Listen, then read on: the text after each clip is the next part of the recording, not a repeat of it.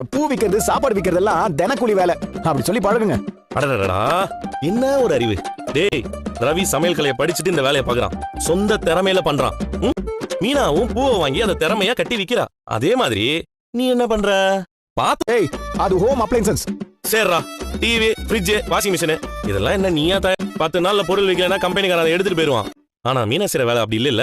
அவ வாங்கி விக்கிற பூ அவளுக்கு சொந்தமானது. அதை வித்தியாசமா டெக்கரேஷனும் பண்றா. ரவியும் புதுசு புதுசா சமைக்கிறான்.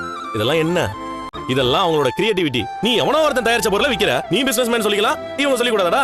நமக்கு வாச்சது சரியில்லைன்னா எல்லாரும் இப்படிதான் பேசுவாங்க. பூவை கட்டுறா, அலங்காரம் பண்றா, ஏதோ வேலை செஞ்சு சம்பாதிக்கிறா.